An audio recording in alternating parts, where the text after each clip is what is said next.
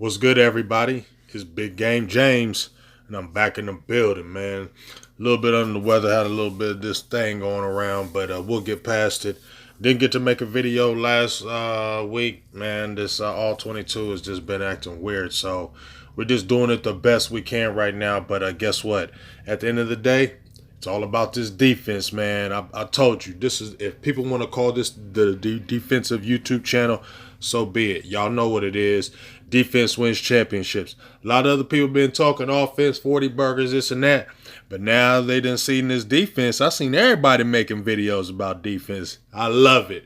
But yeah, that's what it's all about, dog, because defense wins championships, not offense. Defense wins championships. So let's jump right into it and let's check it out. So, hey, you see what these Cowboys did? You see this pass rush right here? Trevin Diggs makes the tackle. One of the things I love now, man, dog, look at this. It's like you see Anthony Brown with the great pass defense. But I think this after this running play with Barkley, you got Gallimore back. You see that good blitz by LVE clogging up that middle, making the stop. But here's the play right here. DeMarcus Lawrence, bam. Jordan Lewis, boom. 3 interceptions on the year. He had four pass defenses on this game. But this is what I'm talking about right here. When we go back to this play on this interception, I'm looking at how DeMarcus Lawrence was playing in that middle. And I talked about it yesterday on the Final Word, dog. You know, you can move DeMarcus Lawrence all kind of places, but it's always been D-Law, one place here, you got a double team. But now you see that guy, Micah Parsons, right there. He's commanding a double team. He's commanding a double team, and that's freeing that guy, D-Law, and that now D-Law is getting those one-on-one matchups that he's been so wanting and so long in his career. But now he's finally got guys right there. You got Gallimore, you got Gregory, you got Micah Parsons, and now they can command double teams. Now you can get singles. Now you can slide in the middle. Now you can be even more effective and be a dominant dog that you are. And like I said, everybody's been saying DeMarcus Lawrence makes everybody better because he commands those double teams. Now you got a Micah Parsons, as you see Curse running people down. Now you got a Micah Parsons. He's commanding double teams. He's getting attention, and it's making it easier for D-Law now. And it hasn't been like that, and now it is. And that's a great thing for DeMarcus Lawrence and this Dallas defense, as you see. They're just making plays, man. And look at how Gallimore, see, now, that was a little play where Keanu Neal lost his way, and I said that he's been a disappointment. I think he has. I think he had like 6 tackles in this game, but for the most part, he hasn't been great, but he did play a lot better in this game.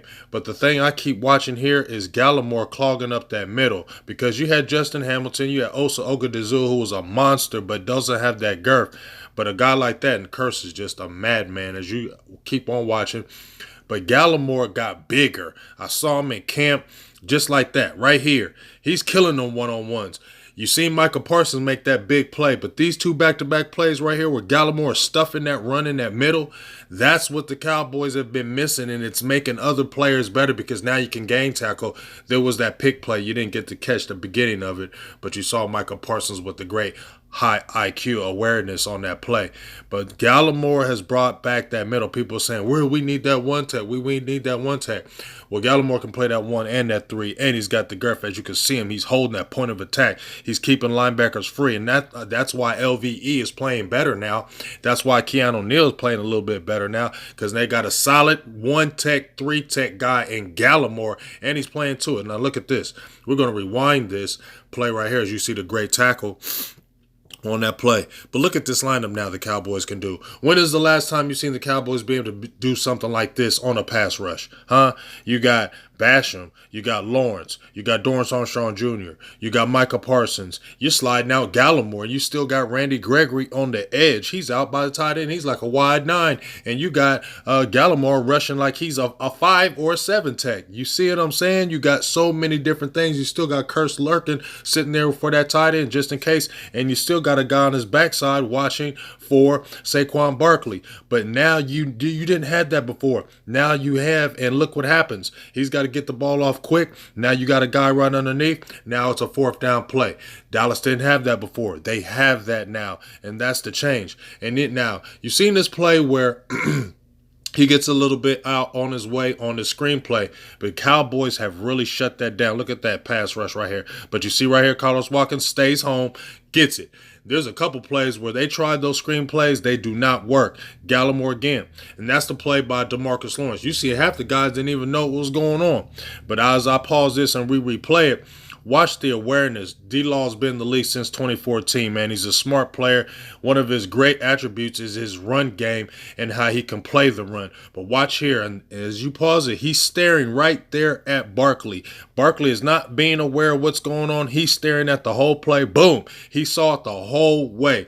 That is great awareness. But once again, that's a one-on-one block that he's not seen before, because now you got other guys that are on the team that are stepping up. Look at Malik Hooker jumping in there.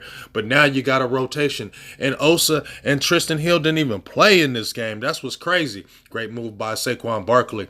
But the gang tackling, I love seeing. You don't see a lot of one-on-ones, but that's great. But I see a lot of gang tackling right here. I see a lot of guys breaking on the ball. Demonte Casey's little self coming in there, killing people. And I love it. And I like the way they play this defense, because they'll give you some underneath. They'll give you some underneath because that pass rush is going to be so far down in you, you're not going to be able to do it. I think that's just a couple plays. And once again, KZ, I love the way he's in there. But if you're watching these plays, stuffing that run. Booker only got a couple long runs, and that's it. Barkley ran 13 carries, like 50-something yards. He only averaged like 3 yards a carry. You get what I mean? But as you see, that pass rush, and they're sitting right there on that outside watching this. Look, it's right here. This is what I'm talking about. Jay Lou played his butt off for pass defense, as I said before. But screen game used to kill the Cowboys. 2019, 2020 screen game killing us because they didn't have the players, they didn't have the awareness, they didn't have the coordinator to get these guys where they at. Now they do. Micah Parsons sitting up top lurking. Now you got Gallimore, you got Randy Gregory sitting there watching, already understanding what is coming on the play, because guess what? We're watching film. And when we're watching film, we're seeing that they love to do these plays. So guess what? As soon as you see a little bit of this, break on it. That's what I love it. And you have the athletes now that are able to go in there and actually stop those plays, because that's been a problem as well. Excuse me. Like I said, let them get them underneath. That was a little penalty by Jay Lou, but I thought that was still great coverage. But look, once again, delayed blitz by Micah Parsons. So he was up top. Now he coming on the delayed blitz. Dallas had Jalen Smith. Dallas had the one guy from Green Bay Packers. He played with us for a little bit. But they ain't had that. You get what I'm saying?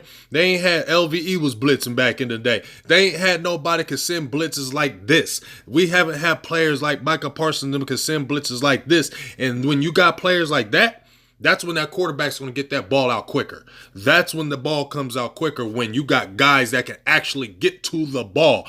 That's what the problem has been, because the Cowboys have not had a defense or defensive players that can get to the ball. Now they can. Now, and guess what? You got playmakers on the back end and a Trevin Diggs. You drafted well. You said we need to identify. We need to have corners. But look at right here. I'm going all over the place because I'm excited. Look at this. D-Law's over there, and so is Randy Gregory. You got Gallimore right in that middle. 78's like, what do we do? I got Parsons. I got Golston. I got Basham. 3 guys over here, and you still got 2 dogs over here and a dog in the middle. What are we doing? Confusion. This is where Dan Quinn is sitting back saying, I'm having fun. I can do all kind of things because these guys are spooked. Randy Gregory running there like, oh, you lucky. Because if you didn't hike that ball, I was coming in there and getting me 7 sacks. It's been my 7th sack on the season. Y'all get what I'm saying? The point is, man, Cowboys have not had that. And then when y'all try to go quick, you got stopped. And when you got stopped, Dallas took over. When Dallas took over, they get a touchdown.